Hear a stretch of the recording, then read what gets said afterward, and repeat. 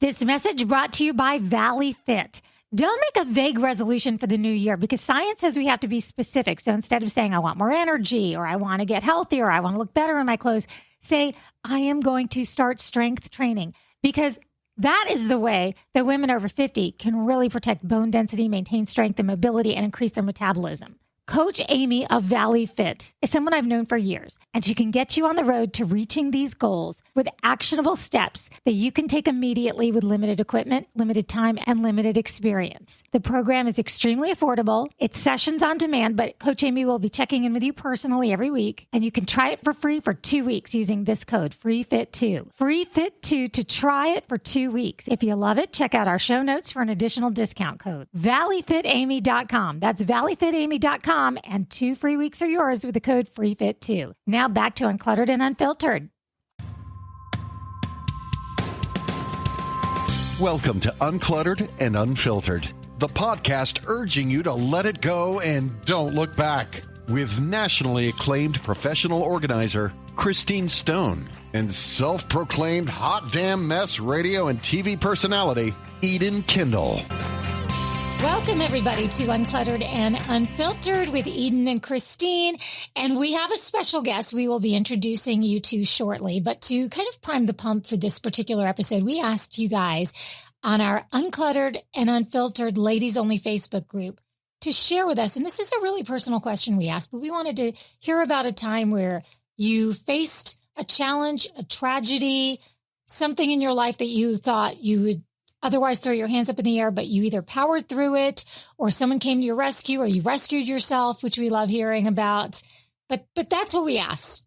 And I read every one of them, and I can tell you it was very moving.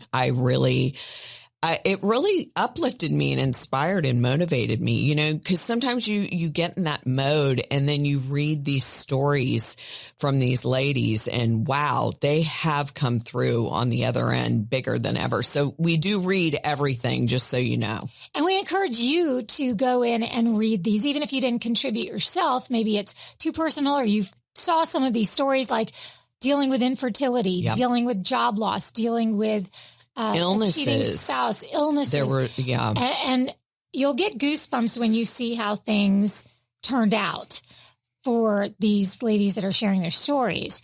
But the thing that for me, why I felt it was important to put this post up is I have a very dear friend who, when I am around her and I introduce new people to her, I find myself sometimes saying, she's been through so much. So if she seems this way or that way, it's because of everything she's been through. I feel like when we know somebody and we know their backstory, we give them so much grace. Right. And we understand and appreciate their idiosyncrasies. Yeah. But when we don't know them, we have no tolerance for maybe they are pessimistic at times, or maybe they have a snappy disposition. And we don't even take into consideration that there's so much that they could have been through before we met them. Right. And that's one thing I've always instilled, even in my kids, is you never know what somebody else is going through.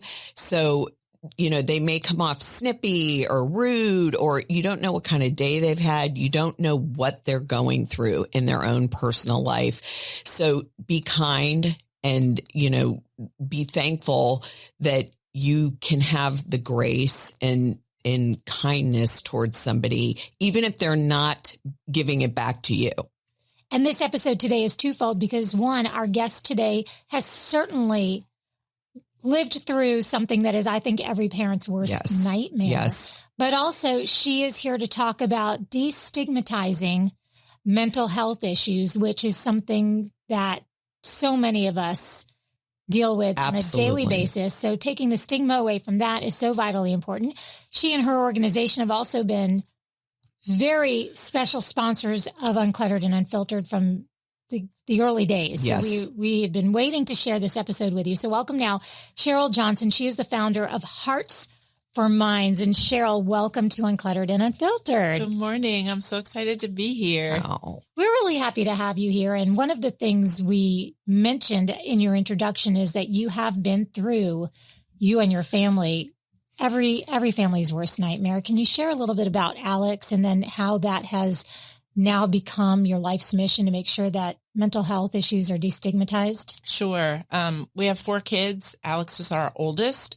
He was diagnosed with depression and anxiety when he was in high school, early in high school, but he was home. He was a minor. We were involved in his care, and he did great and went off to college, and we held our breath for a little while. Okay, we're sending him out there. He's in a really good place, and he had 2.5 really good years. In his second semester of his junior year, he apparently started to have more issues, and we didn't really have a window into that because he wasn't home. And he called us halfway through and said, "I'm in trouble and you better come get me."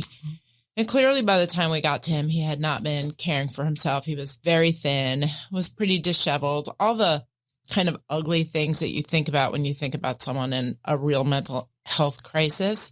And that started about 1.5 years of us trying to figure out how to help him. And what we call the mental health care ecosystem was not designed to be family supportive. I mean, it was constantly a pointing to him as an adult who needed to manage this on himself. And we didn't really sort through that until after we weren't in it about how upside down that sort of theory was. But eventually Alex got frustrated with the inability to find effective help. He got frustrated with himself, and we'll talk about stigmatization. It's not just how other people look at you, it's how you look at yourself. Mm-hmm. And we went out of town in August of 2017, and he bought what he thought was Xanax on the street. It was laced with fentanyl, and he passed away at 22. So sorry. Yeah, what a tragedy. And it is, as I mentioned, it's every parent's worst nightmare. And you have 3 other kids at home, and you know they're everybody is mourning, and that doesn't seem like that long ago. So how are you already making changes and making a difference? Because that, I can't even imagine being able to pull off any of the things. I think I would be just immobile. And I was. So we spent about 8 to 10 weeks where I didn't leave the house. And my husband would come home and say, "You need to go get help." Yeah. And I'd be like, "Why? I mean, what am I going to go do? Sit in a room and talk to someone who's going to tell me I'm sad? Duh. Yeah. Right. I just buried my firstborn. Yeah. Why am I going to talk about this?" But I started to get angry about a lot of stuff, but really angry with God. For me, it was creating a break between my faith and my person and feeling punished. That all of this had happened because someone was doing it to me because I wasn't a good person. I mean, the narrative that I was telling myself, because I'm a super troubleshooter, mom, take care of everything kind of person. And an attorney. So you're somebody who has argued sides in your head about everything. So I was obsessing about everything I did wrong. And so I figured I was being punished. And then I got scared. I was going to turn one tragedy into a multi-layered disaster for my husband, my other kids, the rest of my family, my mom. I mean, and so I had to dig deep, and it took a while. So just to stop you right there, here are people telling you should really talk to someone, and you're saying, why? I have a legitimate reason to be sad. But then when you kept explaining to us what was going on in your mind, there were a lot of other things that were making you sad. It wasn't the actual event. It was the way you were interpreting it. Yeah, it was the story you tell yourself to rationalize an otherwise irrational and inconceivable tragedy, right? It couldn't have just been that I just lost my baby. It had to have been something I did. I don't have control over everything, and I'm in a way different place today about that. But yeah, I mean, I took a loss and created this entire narrative that stopped me in my tracks. How did you eventually seek the help you must have received?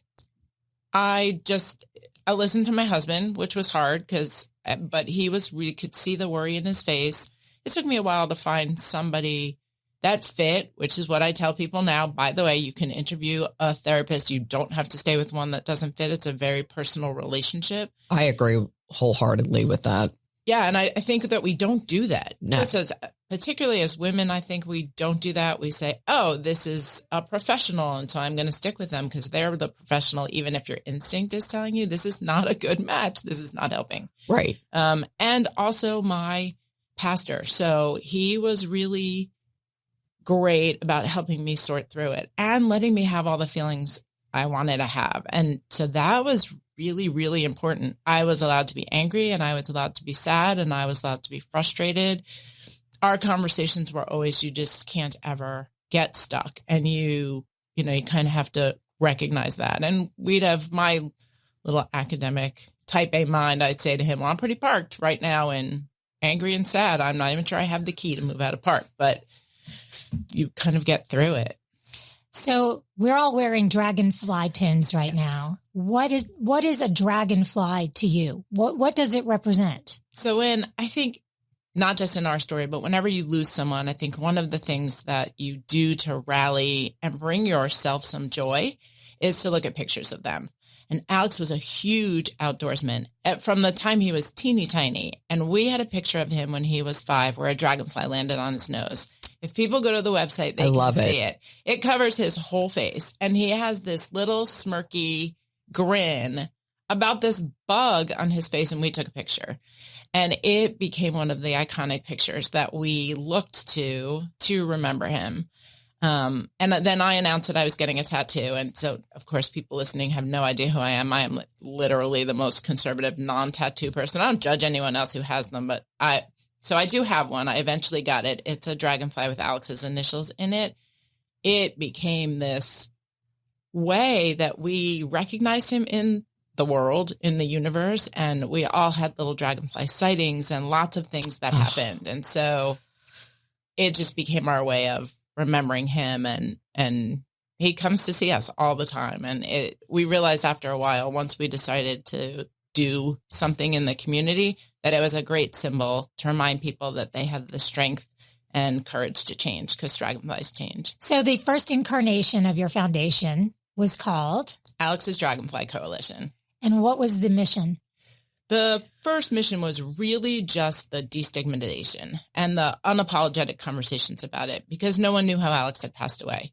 We kept it a secret because he was embarrassed. And who was embarrassed? Alex was embarrassed that he had, while he was suffering, he didn't want anyone to know. Okay. Yeah, he didn't want anyone to know what he was going through. He was comparing himself to his friends who were graduating from college and going off to live the lives that they had all talked about. And he was stuck, trying to go through a crisis that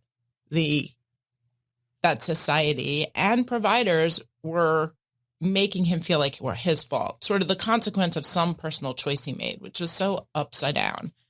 I agree with that. And it was hard as a mom, while he was going through it, to listen to him say the things that he did about himself, right? Because the way we look at ourselves is not how other people look at us, but there is not a lot you can do to tell someone to change that narrative in their own mind. They have to do it themselves. And it was hard to do that for him. So we kept a secret. The word that's screaming at me is stuck. Mm-hmm. You called yourself stuck when you talked about you being in that position of anger and sadness and telling yourself it was your fault. Alex was stuck. I know with having children in their 20s, getting stuck is very common. And maybe something that should be a flag that we're all looking for, that feeling of being stuck. Yeah, of not knowing how to take that step forward, right? And it doesn't have to be that way. And I think one of the things we always say now is something you're going through now is not a determinant of where you can go. And so it's just a moment. It is just a moment in time. And tomorrow there's another moment in time to take another step. It doesn't have to be perfect. So hearts for minds. I'm sorry. Did you have? Oh, no. I live by that philosophy, saying tomorrow's a new day. Today may be the worst feeling. Everything went wrong. But one thing, because I have mental illness in my family, is at what point do you think to yourself, you can only say so much to him to where he almost tuned you out? Because that's how I think most people feel like I've talked till I'm blue in the face. I've told him how wonderful he is, how we love him.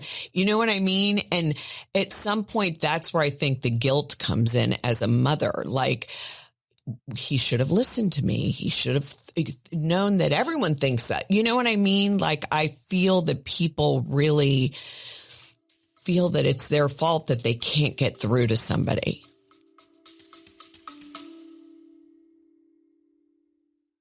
Uncluttered and Unfiltered is supported by Hearts for Minds. Can you imagine waiting 10 years to get screened for cancer?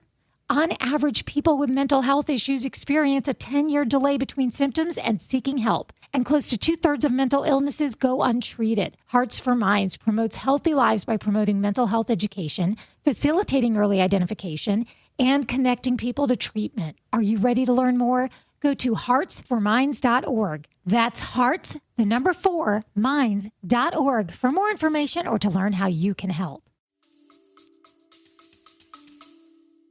Mental illness, like other health crises in a family, is a family disease, and it does impact the family, and it can be frustrating. We're not going to sugarcoat this. Loving someone and helping someone get through a mental health crisis is very, very frustrating. It would be like trying to help a loved one who had cancer and decided, I'm not going to do any treatment. I'm just going to, and that would be frustrating. It's that frustrating feeling. But as we change the dynamic, as we teach people how to change the conversation, we can help to work on those things. One of the facts that was provided to us from Hearts for Minds is that people wait so long. And could you imagine if you waited so long to find out if a symptom was cancer? You wouldn't put it off the way you put off getting help. So where are you today with the organization, and what is your message for everybody listening right now, whether you're talking about somebody in your life or yourself, because we all have felt embarrassed to reach out to others for help. So one is reach out. Either if you're going through it, reach out to someone. The story you're telling yourself in your head that you are not worthy and no one is there for you is just not true. If you know someone who's going through something, don't be afraid to ask. Just ask the question. It is 2 seconds to ask the question, and they may be waiting for someone to throw them a lifeline. Our mission is much more than what it started when it was Alex's Dragonfly Coalition, because we realized you can't just talk about it. We chatted a little bit earlier, and I said, my husband and I call that admiring the problem. We can't just say, everybody say you have something. If you have something, you've got to fix all the pieces. So we do a lot of advocacy and education for early identification. You mentioned the statistics. So the statistic is scary. We should say it. On average, there is an 11-year delay between the onset of mental health symptoms and when people get treatment. 11 years. Think about it in terms of cancer, right? I mean, that is the difference between treating cancer at stage 1 and treating it at stage 4. And we all know if you wait until stage 4, your likelihood of a positive treatment outcome is lower. So be educated on signs and symptoms of people going through a mental health crisis. And we list some of those signs and symptoms on the cards that our pins come on and on the website. Early identification helps us get in front of it. And that does a lot. It relieves the pressure on crisis centers, helps to connect people to therapists early. It's like getting good nutrition advice or going to the dentist. When you're early, it's just good overall health practice. But then we also help to connect people to resources. I think that's the other piece that's hard because you don't talk about it in social circles. If I called one of you and said, oh my gosh, my mom was just diagnosed with breast cancer, I don't know what to do, there'd be a whole gathering of community to say, oh, I had the best doctor here, or you should go here. We don't really do that. We don't share that we might even have a great therapist because we don't want people to know that that's where we are. Exactly. Mm-hmm. I think you hit the nail on the head about the resources. I recently had a friend reach out to ask me if I had a great general practitioner that I could recommend, but I don't think I've ever had anybody reach out and ask me, is there somebody I could talk to? Now, I'm going to take that back because I have a friend who asked me some questions about for her own kids, and did I know anybody? And then you get to the point where, well, now I'm sharing my kid's business, and it's not my story to tell. So then you get into all of that. So the stigma, but I wouldn't have hesitated if I was sharing that my daughter had been to this orthodontist. Right. Or orthopedist or dermatologist, right? Right. But then you feel that allegiance to, well, I can't share that. That's spilling someone else's beans. That's not my secret to share. But in fact, it's not doing any kind of service to my friend who has a child that could use the help. So if I were to go on Hearts for Minds on the website, what kind of information could I find? So we have different blogs and different stories and educational information about mental health and mental illness. You'll find events. We do things in the community. One of our biggest initiatives are our Murals with Meaning. So we commission murals in different parts of the community. We have an event to unveil them, and they all have a QR code, and they all have dragonflies in them somewhere. And there's a map, and y'all can go check out the murals. They're super fun. And that's here in Jacksonville, Florida. Of course, we are global, this podcast, but we know we have a lot of listeners here in town. And we're working on going to other areas. So if anyone has a wall, you can contact us. And then we have a resource list. And right now the Northeast Florida and National Resource List is getting relatively large, and we're expanding. So it's getting larger. So next May, with our fingers crossed, Mental Health Awareness Month, we're going to launch a interactive platform that will help people sort through finding appropriate resources a little more easily. So what about social media? I know it's a double-edged sword. We all complain about it that, it's so different now but I hear a lot of, 20 somethings talking on TikTok or Instagram stories about mental health. So do you think it's helped a little bit getting the message out there? The 20 something year olds don't seem to have the stigma as much. I agree with you. Look, I think it's a double-edged sword. I do think that there is a generation that is happy to share that they're going through mental health challenges. I think we're sharing it and talking about it, but we may not be as educated as we should about it. It's sort of the difference between I have a cold and I have pneumonia. Everybody gets sad and everybody gets anxious. It may be a moment of some of those feelings. The question is, are those feelings so big that they're interfering with your ability to have a life? Then it becomes a mental health disorder. But if you're having those feelings for a longer period of time, you should go get help. Well, the lingo is what they're picking up. And I tend to think that's what you mean when you say admiring it, because everybody whose relationship doesn't work out on social media, that doesn't mean they are a narcissist or have a personality disorder or they're sociopaths or you've been gaslit. These are terms I'm not saying they're not, but it's not a blanket term, and it's being thrown around. Some of the lingo is being thrown around for in some cases sympathy, in some cases it's very real. So it's like the boy that cried wolf. You have enough of the vloggers and influencers screaming about this and that, then the people who really are suffering, you start to think, well, it's just, you saw that on social media. That's not real. But it is, in fact, in many cases, real. And that's the dangerous, slippery slope. So my comment on that is, I would rather go overboard to help someone and it turns out it's not quite as bad as we thought it was, than to turn a blind eye and say, that seems a little hysterical. Right. Because I always, when my kids were growing up and they'd be frustrated because we wouldn't let them do something, and I'd say, well, if something bad happens, I can't take that back.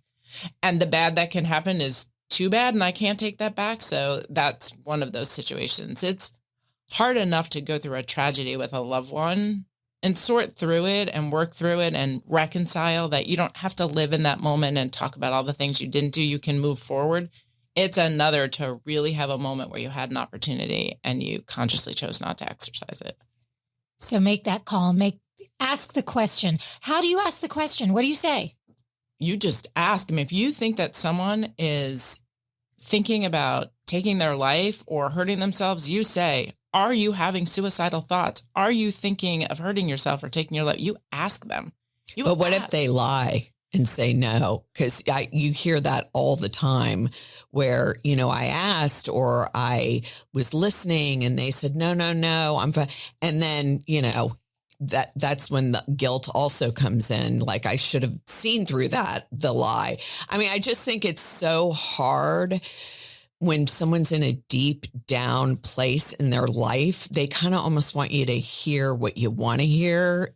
Sometimes, I mean, not all the time, but sometimes they just want to tell you what you need to know to get out of their way, to leave them alone.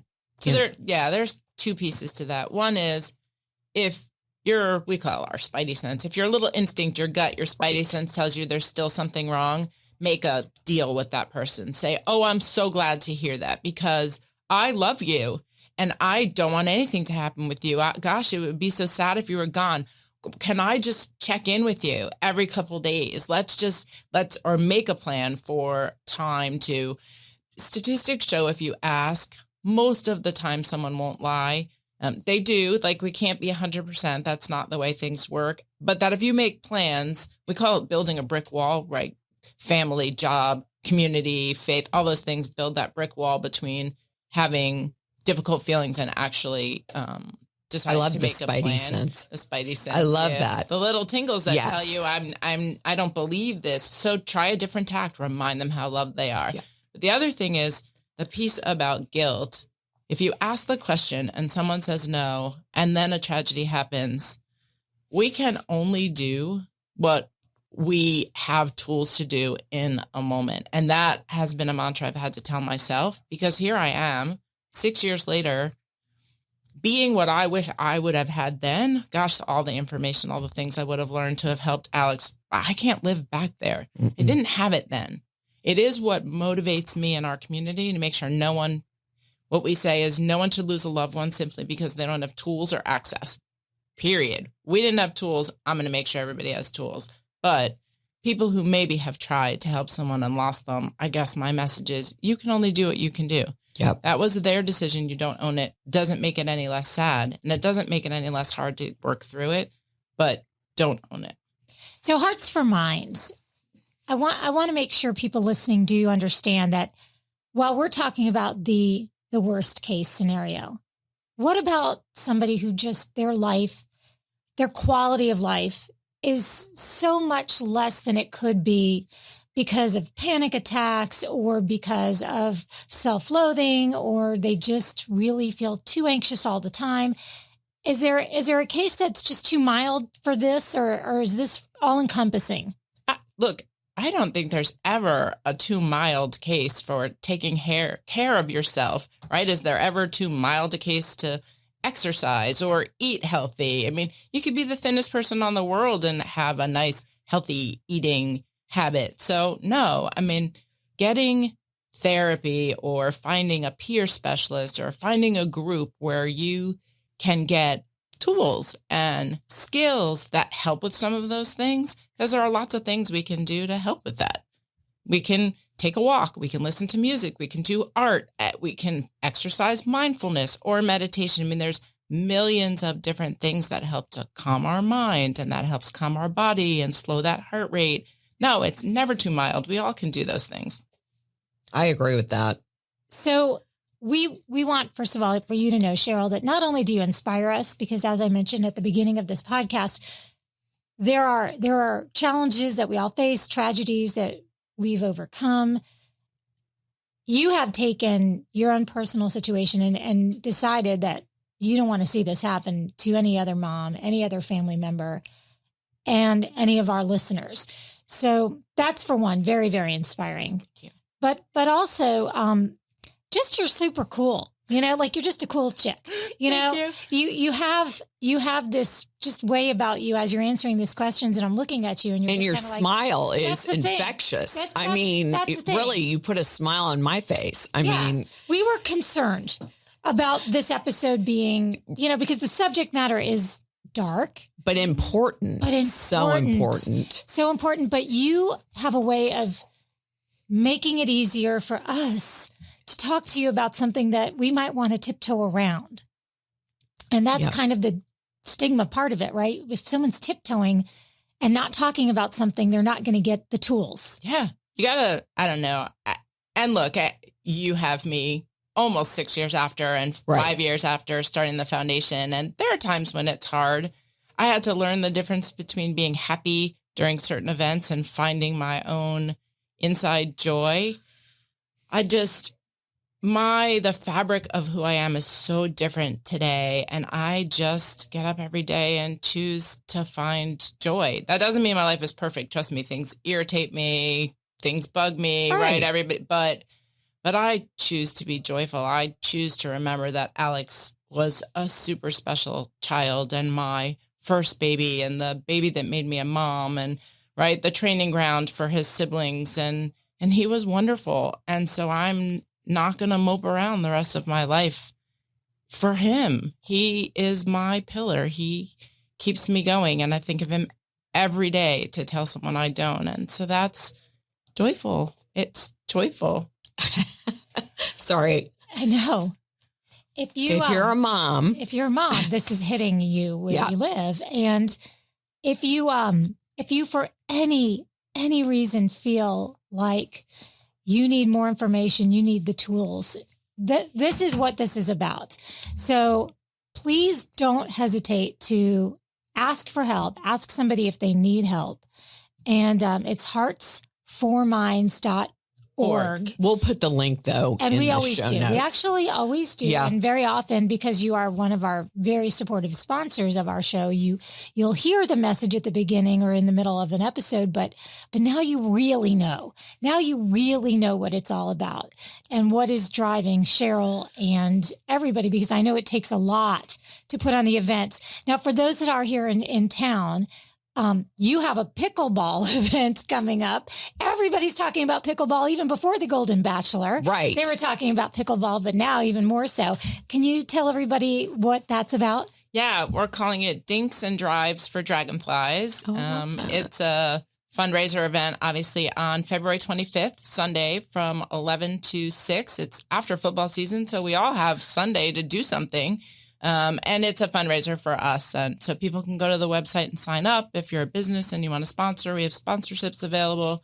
We're really excited to kind of use this fun and philanthropy mix to have everybody get together and just have a really good time. And we know we have listeners all around the country. So if you see a blank wall anywhere, you should also reach out. Sheryl, it has been a pleasure.